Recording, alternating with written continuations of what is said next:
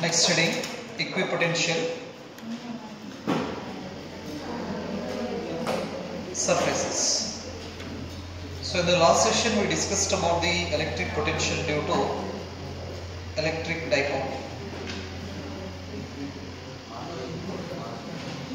Point charge dinda electric potential innu ನಾವು V is equal to 1 by 4 pi epsilon naught Q divided by R ಅಂತ ಹೇಳ್ತೀವಿ.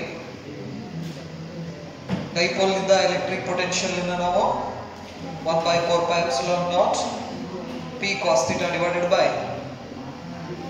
R square ಅಂತ ನಾವು ಕರೀತೀವಿ.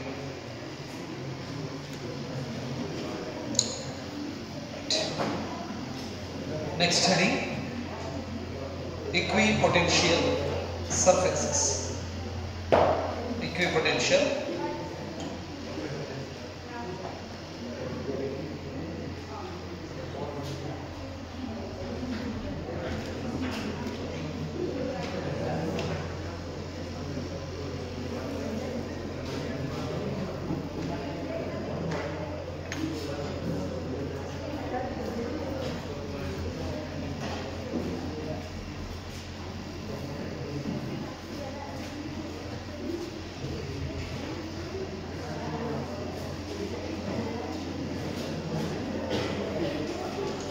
equipotential surfaces.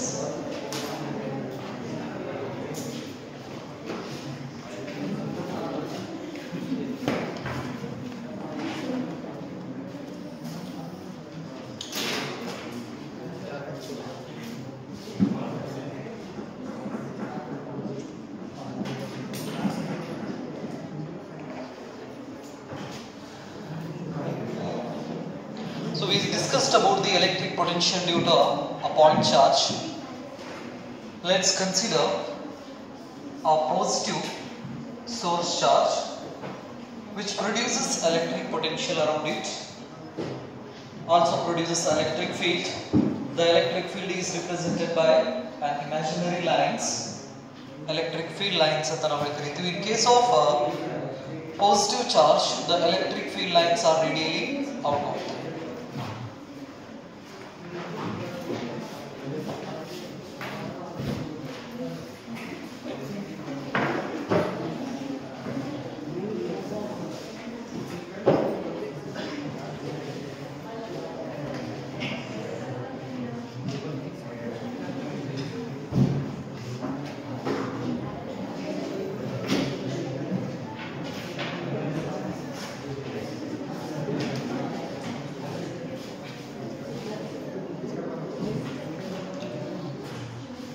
This is the shape of the electric field lines in case of what? A positive charge.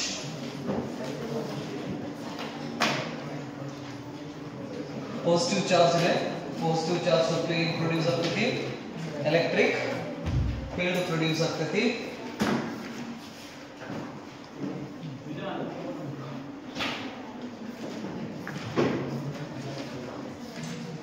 Electric field produce ಆಗ್ತೈತಿ. ಆ electric field ಅನ್ನು ನಾವು lines ಇಂದ ರೆಪ್ರೆಸೆಂಟ್ ಮಾಡ್ತೀವಿ, ಅವಕ್ಕೆ ನಾವು ಎಲೆಕ್ಟ್ರಿಕ್ ಫೀಲ್ಡ್ ಲೈನ್ಸ್ ಅಂತ ಕರೀತೀವಿ. ಪಾಸಿಟಿವ್ ಪಾಯಿಂಟ್ ಚಾರ್ಜ್ ಅಂತಂದ್ರೆ electric field lines radially outward. ಇಷ್ಟು ನಾಲೆಜ್ ಅಂತ ನಮಗೆ ಬೇಸಿಕ್ ನಾಲೆಜ್ ಇದೆ. ಒಂದು ಪಾಯಿಂಟ್ ಚಾರ್ಜ್ ದಿಂದ ಆರ್ ಅನ್ನೋ ಡಿಸ್ಟೆನ್ಸ್ ದಲ್ಲಿ ಒಂದು ಪಿ ಪಾಯಿಂಟ್ ಅನ್ನ ಕನ್ಸಿಡರ್ ಮಾಡಿದ್ರೆ ಈ ಪಿ ಪಾಯಿಂಟ್ ದಲ್ಲಿ ಇರ್ತಕ್ಕಂಥ ಪೊಟೆನ್ಷಿಯಲ್ ಎಕ್ಸ್ಪ್ರೆಷನ್ ಅನ್ನು ಹೆಂಗೆ ಬರೀಬಹುದು? V is equal to 1 by 4 pi epsilon naught Q divided by R ಅಂತ ಬರೀಬಹುದು. Here 1 divided by 4 pi epsilon naught is a constant and its value is 9 into 10 to the power 9. Q is the magnitude of the source charge and R is the distance between source charge and point P. ಹಾಗಾದ್ರೆ ಈ situations ನಲ್ಲಿ Q ಅನ್ನೋದು constant ಇದೆ ನೆನಪಲ್ಲಿ. Next 1 divided by 4 pi epsilon naught is a constant. So we can change the distance or we can change the position of this P. So ಅಂದ್ರೆ R ಅನ್ನ ನಾವು ಏನು ಮಾಡಬಹುದು, ಚೇಂಜ್ ಮಾಡ್ಕೊಂತ ಹೋಗಬಹುದು in a free space. Remember, ಎಲ್ಲಿದ free space ನಲ್ಲಿ air ಅಥವಾ ವ್ಯಾಕ್ಯೂಮ್ ಅಂತ ನಾವು ಕನ್ಸಿಡರ್ ಮಾಡ್ಕೋತೀವಿ. V is directly proportional to 1 divided by R. ಹಾಗಾದ್ರೆ R ಏನಾದರೂ ಕಾನ್ಸ್ಟೆಂಟ್ ಆಗಿ ಉಳಿತಪ್ಪ ಅಂತ ಹೇಳಿದ್ರೆ ಪೊಟೆನ್ಷಿಯಲ್ ಕೂಡ ಏನಾಗ್ತೈತಿ, ಕಾನ್ಸ್ಟೆಂಟ್ ಆಗ್ತೈತಿ. ಫಾರ್ ಎಕ್ಸಾಂಪಲ್ ಈಗ R ವ್ಯಾಲ್ಯೂ 2 ಇತ್ತಪ್ಪ ಅಂತ ಹೇಳಿದ್ರೆ 1/2 is nothing but what 0.5. ಪ್ರತಿ ಸಾರಿನೂ ನಾವು R ವ್ಯಾಲ್ಯೂನ 2 ಅಂತಾನೆ ತಗೊಂಡಿವಪ್ಪ ಅಂತ ಹೇಳಿದ್ರೆ ಪೊಟೆನ್ಷಿಯಲ್ ಎಷ್ಟು ಬರ್ತದೆ ನಮಗೆ, 0.5 ಬರ್ತೈತಿ. Let's consider this is the source charge. I consider a point P here. This is the point P. What is the potential at this point P? It has a distance R1. R1 distance ಇದೆ. So ಹಾಗಾಗಿ ಅದರ expression ಅನ್ನು ಹೆಂಗೆ ಬರೀಬಹುದು ನಾವು, V is equal to 1 by 4 pi epsilon naught Q divided by distance is R1. ಹೌದಾ? Next ಈ electric field line ಮೇಲ್ಗಡೆ same R1 distance ಅನ್ನ ಕನ್ಸಿಡರ್ ಮಾಡ್ಕೋತೀವಿ. ಹಾಗಾದ್ರೆ ಈ ಪಾಯಿಂಟ್ ದಲ್ಲಿ this is P1 and this is P2. P2 point ದಲ್ಲಿ potential ಎಷ್ಟು ಹೆಂಗೆ ಬರೀತೀರಾ, expression of potential at this P2 1 divided by 4 pi epsilon naught Q by R2. ಹೌದಾ? Q by this is R2 ಅಂತ ತಗೊಳ್ಳೋಣ. ಎರಡು ಪೊಟೆನ್ಷಿಯಲ್ಸ್ ಸೇಮ್ ಇರ್ತಿತ್ತು, ಬೇರೆ ಬೇರೆ ಆಗಿರ್ತಿತ್ತು. ಏನಿರ್ತೈತಿ, ಸೇಮ್ ಇರ್ತಿತ್ತು. ನೆನಪಲ್ಲಿ ಅಂದ್ರೆ ಡಿಸ್ಟೆನ್ಸ್ ಸೇಮ್ ಇತ್ತಂದ್ರೆ here in this case R1 is equal to R2 is equal to R. If the distance is same, then the potential at this point is remains same. Next ನಾನು ಇಲ್ಲಿಂದ ಮತ್ತೊಂದು same R distance ದಲ್ಲಿ ಇನ್ನೊಂದು point ತಗೋತೀನಿ P3. ಹಾಗಾದ್ರೆ P3 ದಲ್ಲಿ potential next same distance P4, P5, P6, P7, P8. When we join all these points, we get a surface.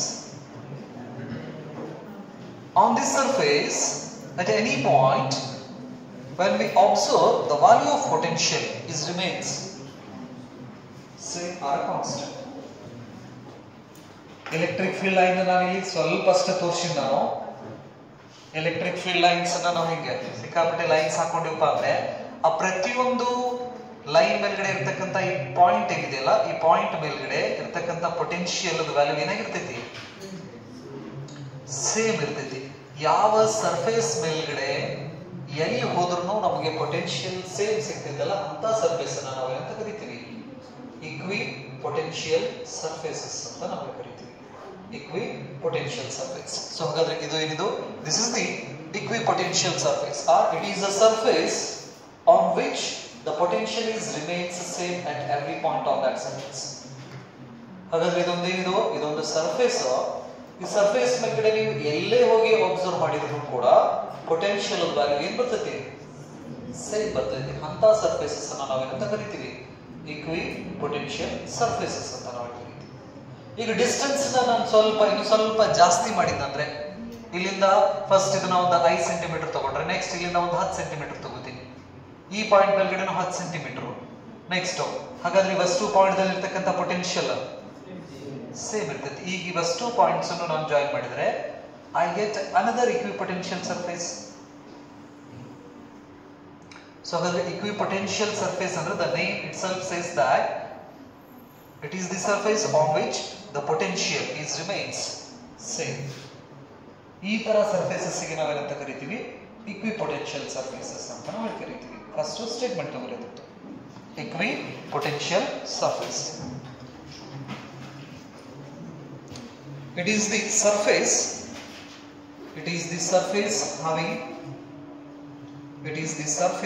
having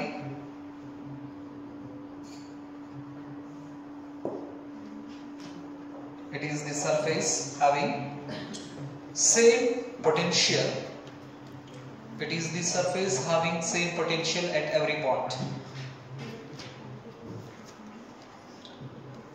It is the surface having potential, having same potential at every point. At every point. It is the surface having the same potential at every point. At every point. Brother? So in case of a point charge, the shape of the equipotential surfaces are a concentric spheres. So andre center source charge ಆಗಿರ್ತೈತಿ, ಅದರ ಮೇಲ್ಗಡೆ ಒಂದು ಸಣ್ಣ spear, ಅದರ ಮೇಲ್ಗಡೆ ಮತ್ತೊಂದು spear, right? ಈ ರೀತಿ ಏನಪ್ಪಾ ಅಂತ ಹೇಳಿದ್ರೆ equipotential surfaces ಇರ್ತಾವ ನಮಗೆ. ಇವಕ್ಕೆ ನಾವು ಕಾನ್ಸೆಂಟ್ರಿಕ್ ಸ್ಪಿಯರ್ಸ್ ಅಂತ ನಾವು ಕರಿತೀವಿ. Shape of, next heading ಹಾಕೋರಿ, shape of equipotential surfaces. Next heading, shape of equipotential surfaces. Shape of equipotential surfaces. Shape of equipotential surfaces. ಅದರಲ್ಲಿ ಒಂದನೇದು point charge. Point charge. Draw this line. So the point charge ಗೆ equipotential surface the shape ಹೆಂಗಿರ್ತೈತಿ? Spheres, concentric spheres ಅಂತ ಹೇಳ್ತೀವಿ. ಇಲ್ಲಿ ನೋಡಿದ್ರೆ ನಮಗೆ circles ಕಾಣಿಸ್ತಿದೆ, ಇದು ಏನಿರ್ತೈತಿ? Spear. These are the concentric spheres.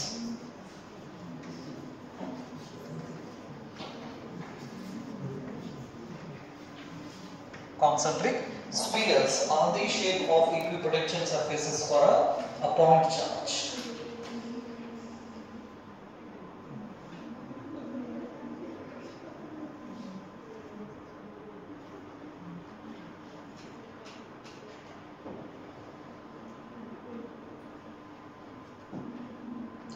Next, line charge.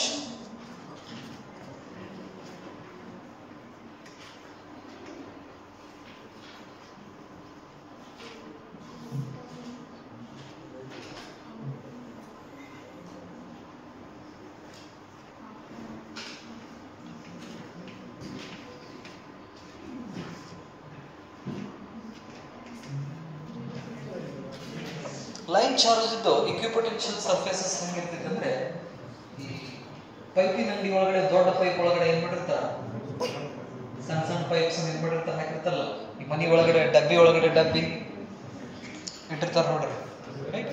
ಮ್ಯಾಲಿಂದ ನೋಡಿದ್ರೆ ನಮ್ಗೆ ಹೆಂಗ್ ಕಾಣಿಸ್ತಲ್ಲ ಟಾಪ್ ವ್ಯೂ, ಆ ತರ ಸಿಲಿಂಡರ್ಸ್ ಅನ್ನ ನಾವು ಏನ್ ಮಾಡ್ತೀವಿ, ಯೂಸ್ ಮಾಡ್ತೀವಿ.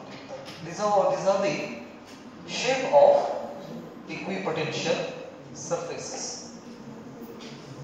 Concentric cylinders. This is the shape of equipotential surface for a line charge distribution. Line charge distributions ಗೆ equipotential surface the shape ಏನಿರ್ತೈತಿ? ಸಿಲಿಂಡರ್ ಆಗಿರ್ತೈತಿ.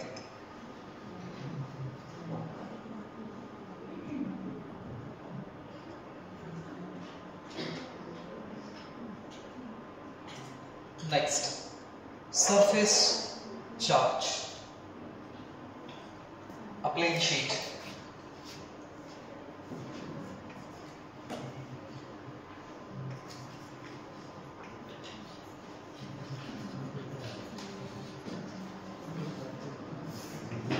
ಏನಾದರೂ ಸರ್ಫೇಸ್ ಚಾರ್ಜ್ ಪ್ಲೇನ್ ಶೀಟ್ ಮೇಲ್ಗಡೆ ಈ ತರ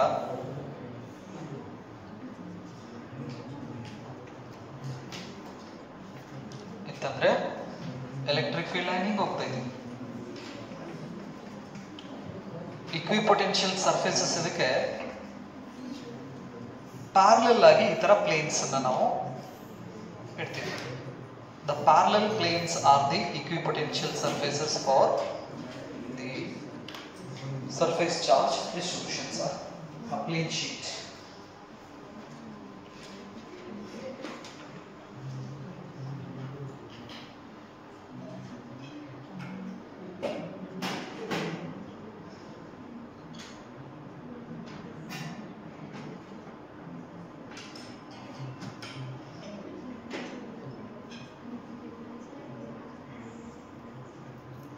In a line charge, the shape of the electric field lines. This is the direction of what? Electric field lines.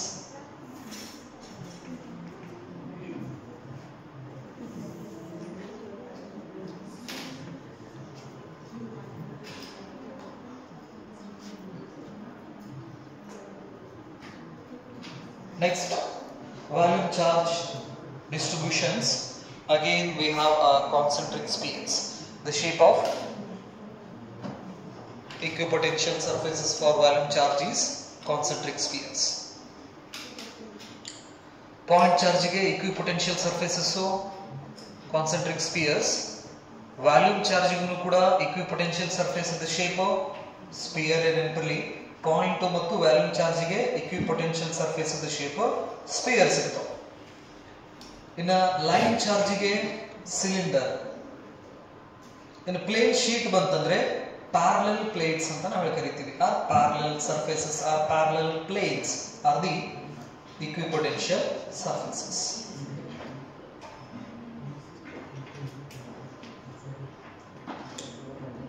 By observing these diagrams, we can collect the we can make a property of equipotential surfaces. ಈ diagrams ಅನ್ನು ಸ್ವಲ್ಪ careful ಇಂದ ನಾವು observe ಮಾಡಿದ್ವಿ ಅಂದ್ರೆ ಈ equipotential surfaces ಅಂದು properties ಅನ್ನು ನಾವು ಏನು ಮಾಡಬಹುದು ತಿಳ್ಕೋಬಹುದು. ಟ್ರೈ ಮಾಡಿ ನೋಡೋಣ. ಆ ಡಯಾಗ್ರಾಮ್ಸ್ ಒಳಗಡೆ ಏನೇನು ಕಾಣಿಸ್ತಾ ಇದಾವೋ ಏನೇನೆಲ್ಲ ಲಿಸ್ಟ್ ಮಾಡಬಹುದು.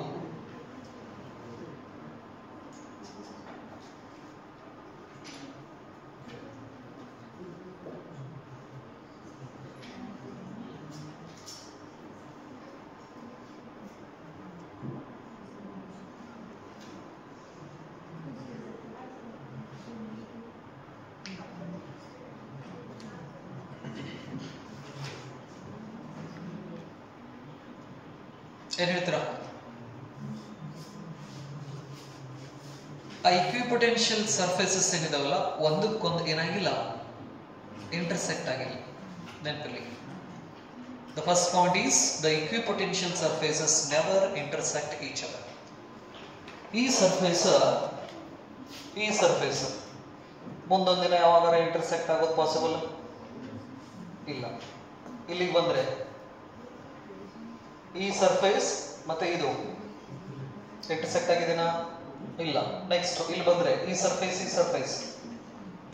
ಇಂಟರ್ಸೆಕ್ಟ್ ಆಗಿಲ್ಲ. ಸೊ ಹಾಗಾಗಿ equipotential surfaces ಯಾವತ್ತಿಗೂ ಏನಾಗೋಗಿಲ್ಲ, ಒಂದಕ್ಕೊಂದು ಇಂಟರ್ಸೆಕ್ಟ್ ಆಗೋಗಿಲ್ಲ. ಮೊದಲನೇ ಪ್ರಾಪರ್ಟಿ. ಎರಡನೇ ಪ್ರಾಪರ್ಟಿ ಸ್ವಲ್ಪ ಅಬ್ಸರ್ವ್ ಮಾಡಿ.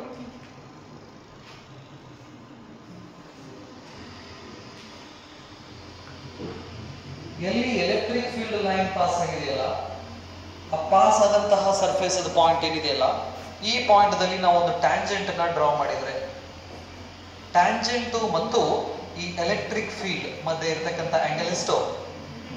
90 ಡಿಗ್ರಿ. ಈ ಪಾಯಿಂಟ್ ದಲ್ಲಿ ಒಂದು ಟ್ಯಾಂಜೆಂಟ್ ಅನ್ನ ಡ್ರಾ ಮಾಡಿದ್ರೆ ಟ್ಯಾಂಜೆಂಟ್ ಮತ್ತು ಎಲೆಕ್ಟ್ರಿಕ್ ಫೀಲ್ಡ್ ಮಧ್ಯೆ ಆಂಗಲ್ ಎಷ್ಟು? 90 ಡಿಗ್ರಿ. ಈ ಪಾಯಿಂಟ್ ಅನ್ನ ತಗೊಂಡ್ರೆ ಟ್ಯಾಂಜೆಂಟ್ ಮತ್ತು ಎಲೆಕ್ಟ್ರಿಕ್ ಫೀಲ್ಡ್ ಮಧ್ಯೆ ಆಂಗಲ್ ಎಷ್ಟು?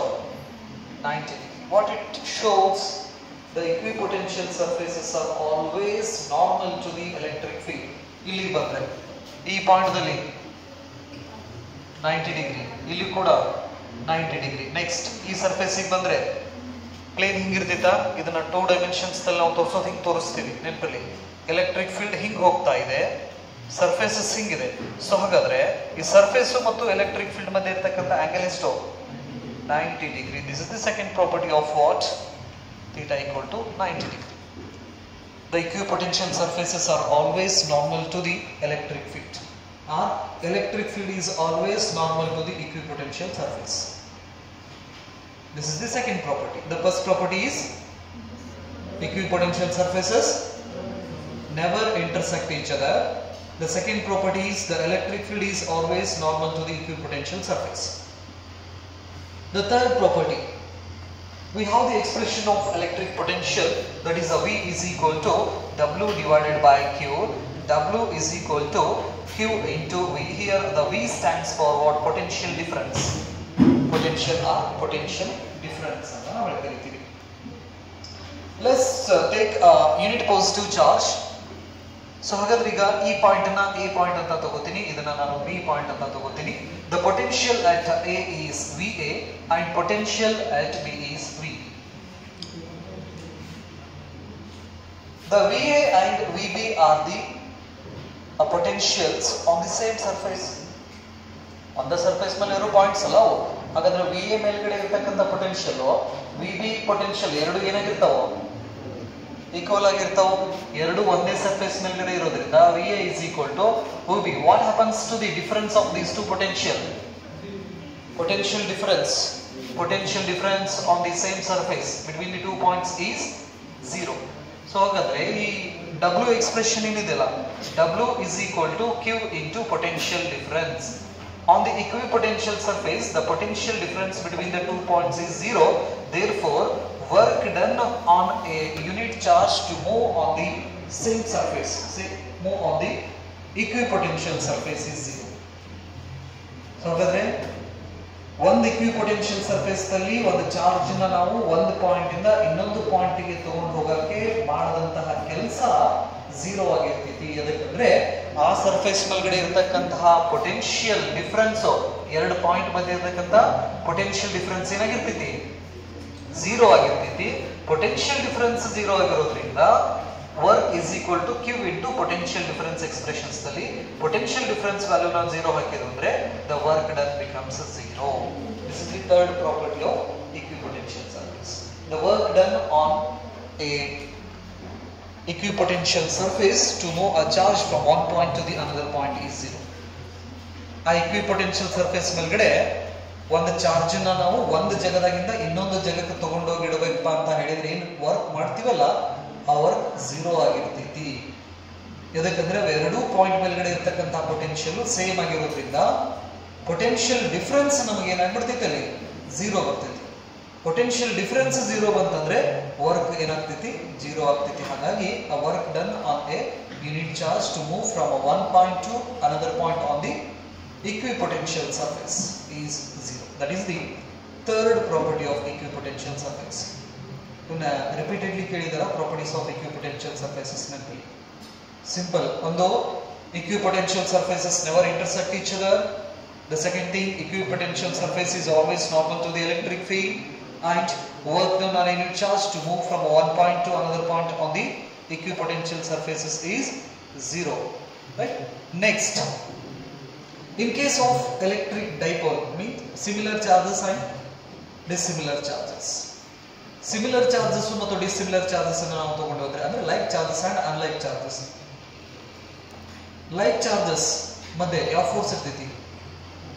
Like charges repulsive force, unlike charges attractive force.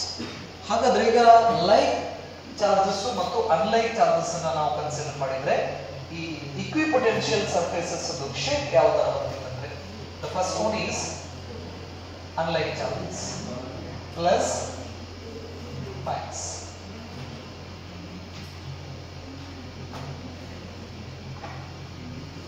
ಇದನ್ನ ಎಲೆಕ್ಟ್ರಿಕ್ ಡೈಪೋಲ್ ಕೂಡ ನಾವು ಕರೀತೀವಿ ನೆನಪಲ್ಲಿ.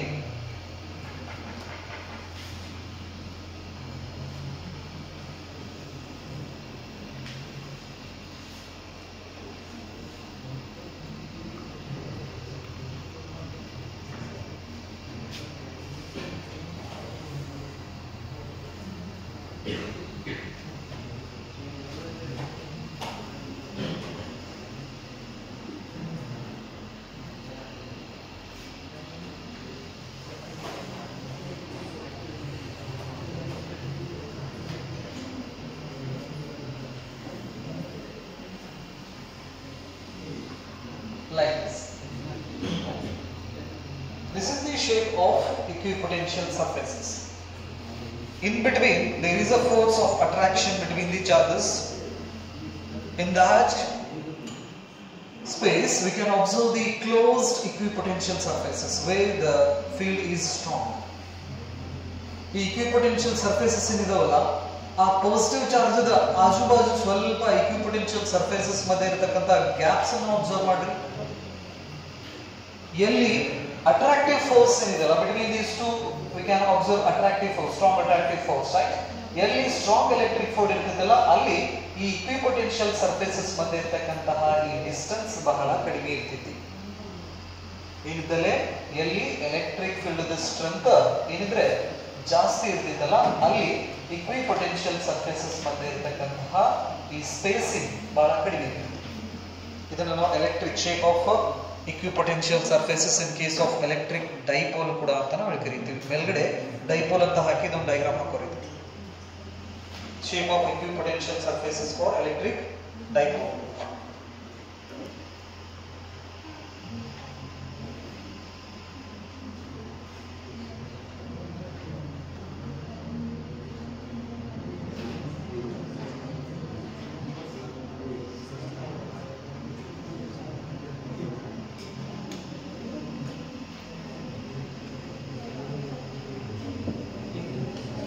In a similar charges in a togondre, this one is dipole,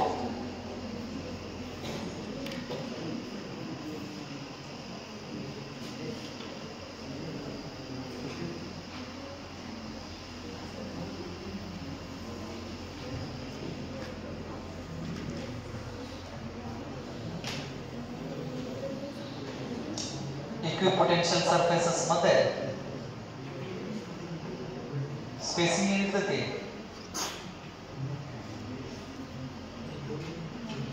ಜಾಸ್ತಿ ಇರ್ತೈತಿ. ಇಲ್ಲಿ ವೀಕ್ ಎಲೆಕ್ಟ್ರಿಕ್ ಫೀಲ್ಡ್ ನ ಇಂಡಿಕೇಟ್ ಮಾಡ್ತಿದ್ದಾರೆ. ಏನು ಇಕ್ವಿಪೊಟೆನ್ಷಿಯಲ್ ಸರ್ಫೇಸಸ್ ಮತ್ತೆ ಸ್ಪೇಸಿಂಗ್ ಜಾಸ್ತಿ ಇತ್ತಂದ್ರೆ ಫಾರ್ ಅಪಾರ್ಟ್ ಇದ್ದು ಅಂತ ಹೇಳಿದ್ರೆ that indicates the weak electric field. Weak electric field.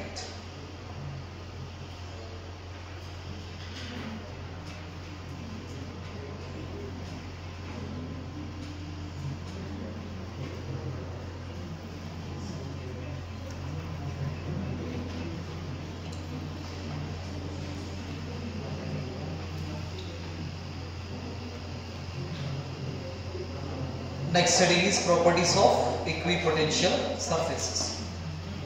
So these are the shape of equipotential surfaces in different types of charge distribution.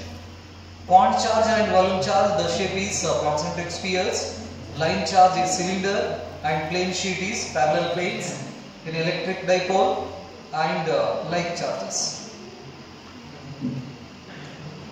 List ಮಾಡ್ಕೊಂತ ಹೋಗ್ರಿ properties of equipotential surfaces. The first point, equipotential surfaces never intersect each other. First point, properties. ಎರಡು ಅಥವಾ ಮೂರು marks ಕೇಳೋ questions ಇವು properties.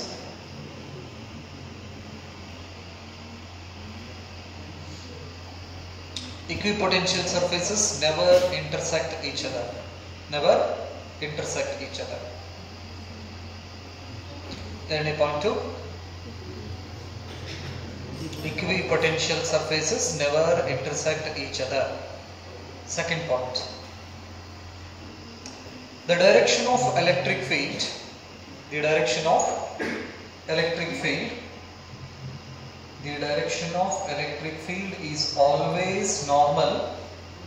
The direction of electric field is always normal to the equipotential surface. The direction of electric field is always normal. Normal ಅಂದ್ರೆ perpendicular ನೆನಪಿರಲಿ, ಅದು theta equal to 90 degree. The direction of electric field is always normal to the equipotential surface. Equipotential surfaces. Third point, work done is zero. Work done is zero. Work done is zero in moving a work done is zero in moving a test charge. Work done is zero in moving a test charge over an equipotential surface. Over over an equipotential surface. Particularly 0 in moving attached charge over an equipotential surface. Next, equipotential surfaces are closer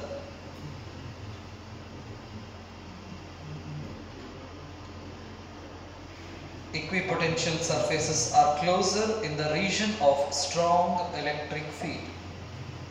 Equipotential surfaces are closer in the region of strong electric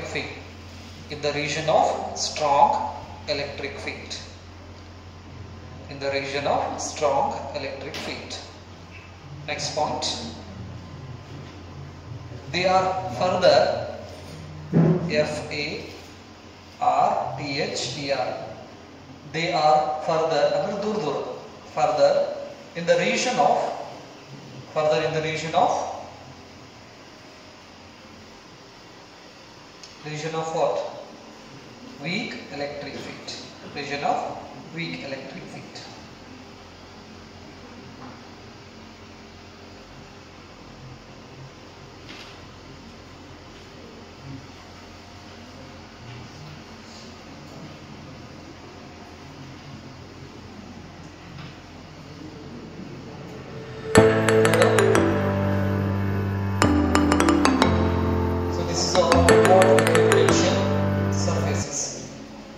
The statement of equipotential surface and shape of equipotential surfaces for different charge distributions and the properties of equipotential surfaces.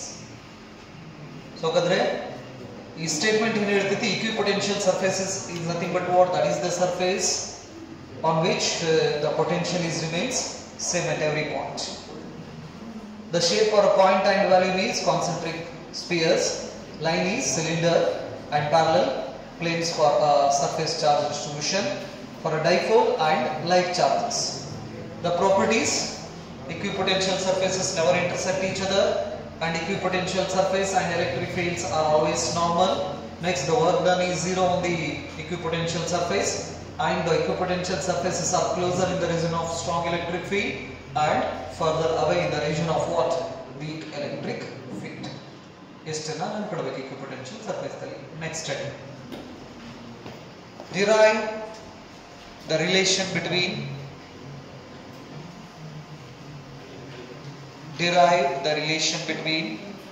electric field and electric potential.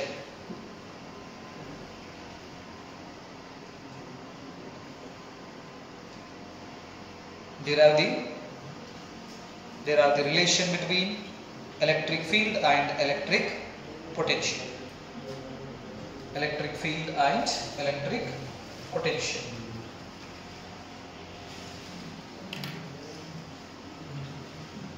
Electric field and electric potential. ಬರ್ದಾ? ಈ electric field ಮತ್ತು electric potential produce ಮಾಡೋದು charge ಅಲ್ಲ. So ಹಾಗಾಗಿ we have to make the relation between electric field and electric potential, and this is the very important relations which gives the relation between electric field intensity and electric potential. So electric field ಮತ್ತು electric potentials ಮಧ್ಯೆ ಇರತಕ್ಕಂತ relations ನ ತಿಳಿಸತಕ್ಕಂತಹ expressions ಇದು. Let's consider an electric charge, source charge plus Q. This is the source charge which produces electric field and electric potential around it, and the direction of electric field is radially outward. At infinity, the electric field is 0, and electric potential is also 0. Due to a point charge, the expression of electric potential is V is equal to 1 by 4 pi epsilon naught Q divided by R. If the distance R is equal to infinity, then V becomes 0. ಹಾಗಾಗಿ infinity ಒಳಗಡೆ electric field 0 ಇರ್ತೈತಿ, electric potential ಕೂಡ 0 ಇರ್ತೈತಿ.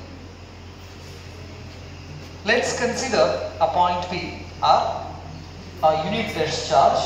Initially the unit test charge is at infinity. Unit charge ಎಲ್ಲಿದೆ? Initially infinity ಒಳಗಡೆ ಇದೆ. ಹಾಗಾದ್ರೆ ಆ ಯೂನಿಟ್ ಟೆಸ್ಟ್ ಚಾರ್ಜ್ ನಾವೇನ್ ಮಾಡಬೇಕು? ಒಂದು ಪರ್ಟಿಕ್ಯುಲರ್ ಪೊಸಿಷನ್ಸ್ ಗೆ ತರಬೇಕಪ್ಪ ಅಂತ ಹೇಳಿದ್ರೆ we have to do some work on that unit test charge. Already ಇವ್ರ ಬಗ್ಗೆ ಡಿಸ್ಕಷನ್ ಮಾಡಿವಿ. Let's consider the 2 points A and B. The distance between A to B is dx. Dx stands for what? That is the distance between the points A and B. From a source charge, we have a potential at B is VB and potential at A is VA. The potential is inversely proportional to the distance, right?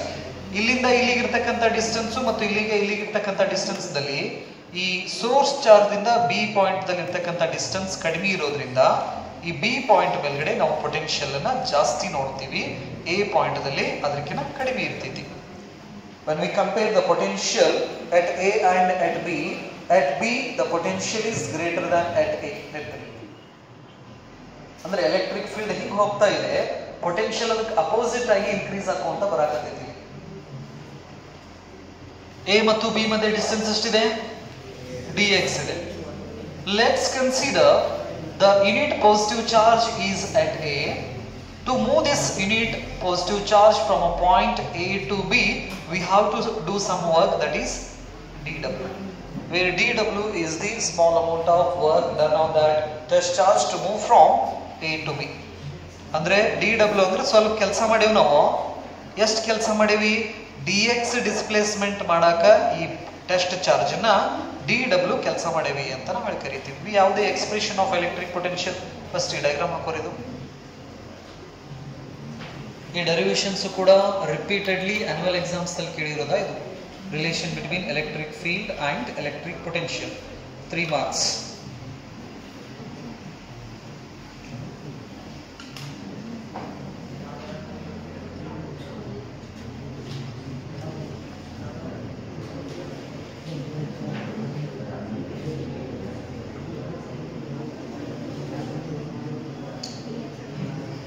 Draw ಮಾಡಿದ್ರ ಇಲ್ಲಿ ಇತ್ತಲ್ಲ, ಇದಷ್ಟೇ diagram ಮತ್ತು ಅದನ್ನ ಇದನ್ನು ಹಾಕೊಂಡ್ರಿ.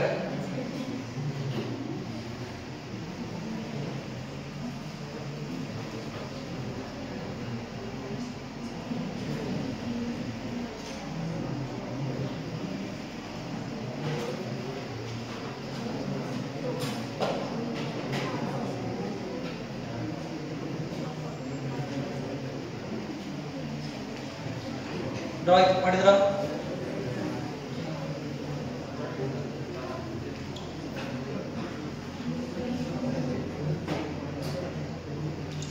Let's consider capital Q, or let's consider a source charge. Let's consider a source charge which produces electric field and electric potential around it. Let's consider a source charge capital Q, which produces electric field and electric potential around it. Electric field and electric potential around it. Next point, let A and B produces electric field and electric potential around it. Let A and B are the 2 points. Let A and B are the 2 points separated by a distance dx. Separated by a distance dx in an electric field. Separated by dx in an electric field.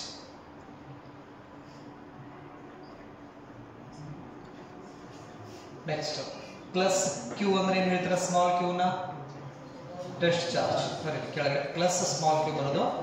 Test charge ಮೂರನೇ point. Test charge is placed at a point A.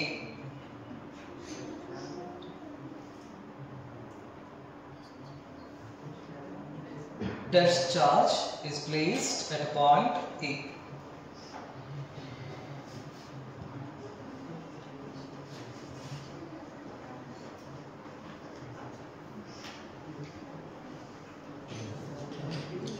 We have the general expression of work done.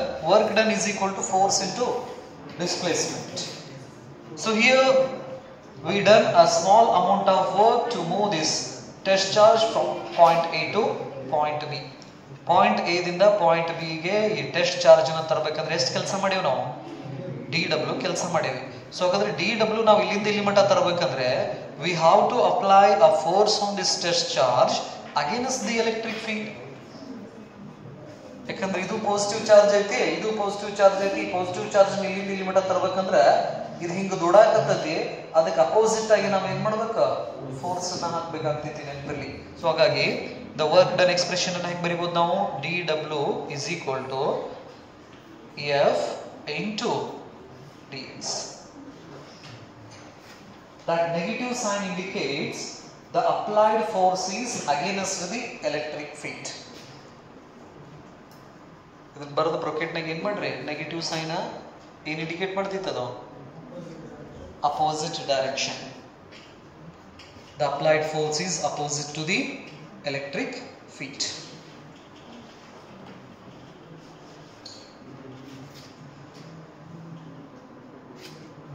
We have the potential expression V is equal to W divided by Q. ಹಾಗಾದ್ರೆ ಈ expressions ನ ಈ situations ಗೆ ನಾವು ಹೆಂಗೆ ಬರೀಬಹುದು ಅಂದ್ರೆ dV is the potential difference between the points A and B. dV stands for potential difference between the points A and B is equal to W ಇದ್ದಲ್ಲೇ ಎಷ್ಟು ಕೆಲಸ ಮಾಡಿವಿ ನಾವು? A ದಿಂದ B ಗೆ ತರಕ್ಕೆ dW divided by ಯಾವ charge? Test charge. dV is equal to dW divided by Q. We have the expression of dW here.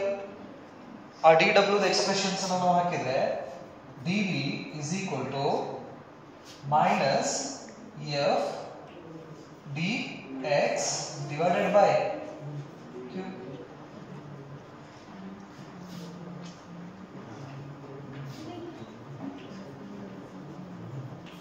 We have the expression of electric force.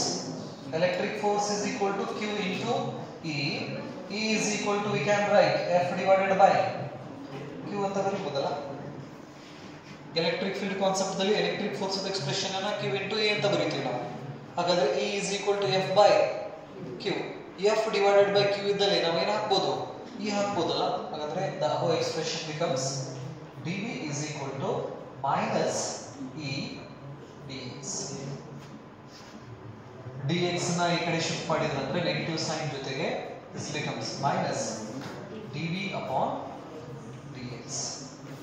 This gives the relation between electric field and electric potential. Electric field and electric potential. So here the E stands for electric field intensity and dV stands for, that is the potential difference, and dx is the displacement. It is separate ododadre. With the help of these expressions we can write the another unit of electric field. What is the unit of electric potential? Electric potential is volt. Distance meter ಮೇಲ್ಗಡೆ ಹೋದ್ರೆ per meter. Volt per meter is the another unit of electric field. ಒಂದು Newton per coulomb ಅಂತ ನಾವು ಹೇಳಿ ಕರಿತೀವಿ ಒಂದು unit electric field ಇದ್ದು. ಇನ್ನೊಂದು ಯೂನಿಟ್ ವೋಲ್ಟ್ ಪರ್ ಮೀಟರ್. ನೆನಪಲ್ಲಿ ನ್ಯೂಟನ್ ಪರ್ ಕೂಲಮ್ ಅಂತ ಹೇಳಿದ್ರೆ ಎಲೆಕ್ಟ್ರಿಕ್ ಫೀಲ್ಡ್ ನ ವೆಕ್ಟರ್ ಕಾನ್ಸೆಪ್ಟ್ ದಲ್ಲಿ ಡಿಸ್ಕ್ರೈಬ್ ಮಾಡಕತ್ತಾರ ಅಂತ ಅರ್ಥ. ವೋಲ್ಟ್ ಪರ್ ಮೀಟರ್ ಅಂತ ಯೂನಿಟ್ ಬಂತಂದ್ರೆ ಸ್ಕೇಲಾರ್ ಕಾನ್ಸೆಪ್ಟ್ ದಲ್ಲಿ ಎಲೆಕ್ಟ್ರಿಕ್ ಫೀಲ್ಡ್ ಅನ್ನ ಹೇಳ್ತಾ ಇದ್ದಾರೆ ಅಂತ ಅರ್ಥ. ನೆನಪಲ್ಲಿ ನ್ಯೂಮೆರಿಕಲ್ ಪ್ರಾಬ್ಲಮ್ಸ್ ನಲ್ಲಿ ಇದು ಯೂನಿಟ್ ಮೇಲ್ಗಡೆನೆ ಅದು ಒಂದನೇ ಚಾಪ್ಟರ್ ಮೇಲ್ಗಡೆ ಕೇಳ್ಯಾರೋ ಎರಡನೇ ಚಾಪ್ಟರ್ ಲಿಂಕ್ ಇಟ್ಕೊಂಡು ಕೇಳ್ಯಾರೋ ಅಂತ ಹೇಳಿ ಗೊತ್ತಾಗ್ತೈತಿ. ನ್ಯೂಟನ್ ಪರ್ ಕೂಲಮ್ ಬಂದಿತ್ತಪ್ಪ ಅಂತ ಹೇಳಿದ್ರೆ ಫಸ್ಟ್ ಕಾನ್ಸೆಪ್ಟ್ ಫಸ್ಟ್ ಚಾಪ್ಟರ್ ಅದು. ವೋಲ್ಟ್ ಪರ್ ಮೀಟರ್ಸ್ ಬಂದಿತ್ತಪ್ಪ ಅಂತ ಹೇಳಿದ್ರೆ ಸೆಕೆಂಡ್ ಕಾನ್ಸೆಪ್ಟ್ ಅಂದ್ರೆ ಸ್ಕೇಲಾರ್ ಕಾನ್ಸೆಪ್ಟ್ ಅನ್ನು ಅಲ್ಲಿ ಆಡ್ ಮಾಡ್ಯಾರ ಅಂತ ಹೇಳಿ ನೆನಪಿರಲಿ.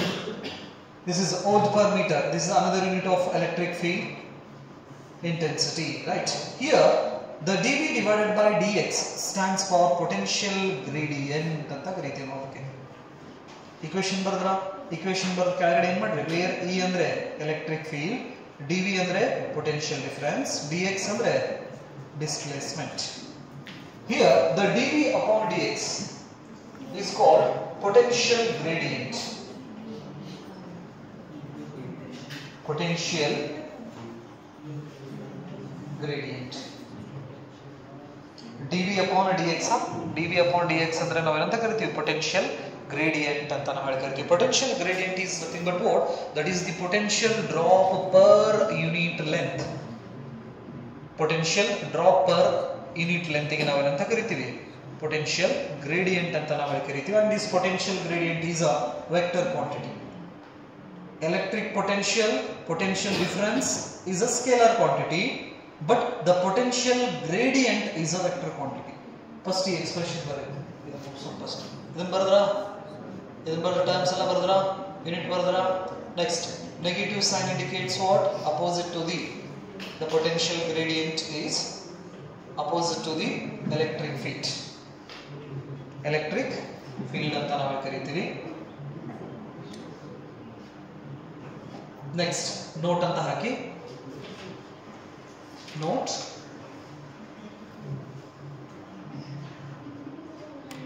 dV upon dx, dV upon dx ಇದಕ್ಕೆ ಏನು ಹೇಳ್ತೀವಿ ನಾವು, potential drop per unit length. dV upon dx ಅಂದ್ರೆ potential drop per unit length. Potential drop or potential change per unit length. Potential change per unit length ಅದಕ್ಕೆ ಏನಂತ ಹೇಳ್ತೀವಿ ನಾವು, potential gradient ಅಂತ ನಾವು ಕರಿತೀವಿ. This potential gradient is a vector quantity. Potential gradient is vector quantity. Potential gradient is vector quantity and its direction opposite to the electric field. Potential gradient direction is opposite to the electric field. ಯಾಕಂದ್ರೆ minus sine ಆ ಕಡೆ ಹೋಗ್ತೈತಿ, ಅವಾಗ ಏನಾಗ್ತೈತಿ, ಅದು opposite ಆಗ್ತೈತಿ. Electric potential vector quantity, ಅದರ direction electric ಫೀಲ್ಡ್ಗೆ opposite ಆಗಿ ಇರ್ತೈತಿ. ಬರದ್ರ? ಸೊ ಹಾಗಾಗಿ ಎಲೆಕ್ಟ್ರಿಕ್ ಫೀಲ್ಡ್ ಅನ್ನ ನಾವೇನಂತ ಹೇಳ್ಬೋದು ಅಂದ್ರೆ, ಈ ಎಕ್ಸ್ಪ್ರೆಷನ್ಸ್ ನಿಂದ ನಾವು ಎಲೆಕ್ಟ್ರಿಕ್ ಫೀಲ್ಡ್ ಅನ್ನ ಇನ್ನೊಂದು ರೀತಿ ಡಿಸ್ಕ್ರೈಬ್ ಮಾಡಬಹುದು. ಏನಂದ್ರೆ, electric field is always equal to the negative potential gradient.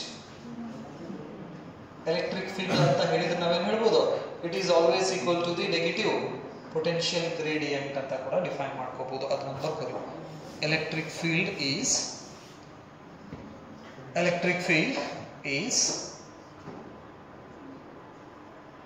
equal to the negative potential gradient.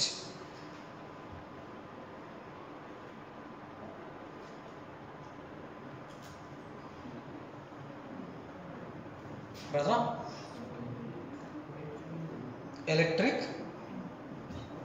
field is equal to the negative potential gradient. Ida equations na words dalli barite aste. Electric field equal to the negative potential gradient. Bardra? On this expression we can apply for uniform and non-uniform fields. ಇದೊಂದು point ಬರ್ಕೊಂಡ್ರೆ ಈ relations ಅನ್ನು ನಾವು uniform fielder ಇರಲಿ ನಾನ್ uniform fielder ಇರಲಿ ನಾವು ಏನು ಮಾಡ್ಬೋದು, apply ಮಾಡ್ಬೋದು.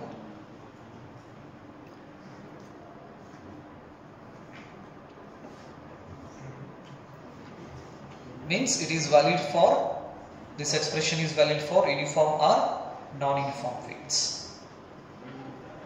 ಯೂನಿಫಾರ್ಮ್ ಮತ್ತೆ ನಾನ್ ಯೂನಿಫಾರ್ಮ್ ಫೀಲ್ಡ್ಗೆ ಇದನ್ನು ನಾವೇನು ಮಾಡ್ಬೋದು, ಯೂಸ್ ಮಾಡ್ಕೋಬಹುದು.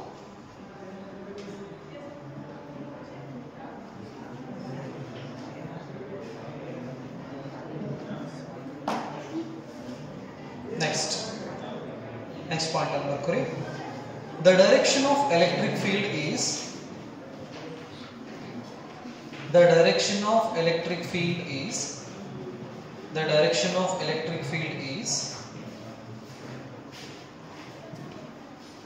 the direction of electric field is in the direction of decreasing potential. The direction of electric field is in the direction of decreasing potential.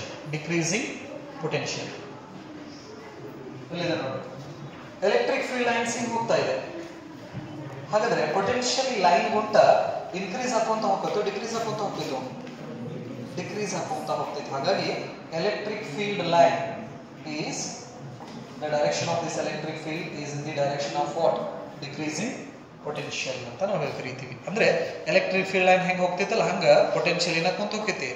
Decrease ಆಗೋಗ್ತಾ ಹೋಗ್ತೈತಿ. These are the some points you have to remember in the relation between electric field and electric potential. ಏನಾದರೂ doubts ಅಂದ್ರೆ ಕೇಳಬಹುದು.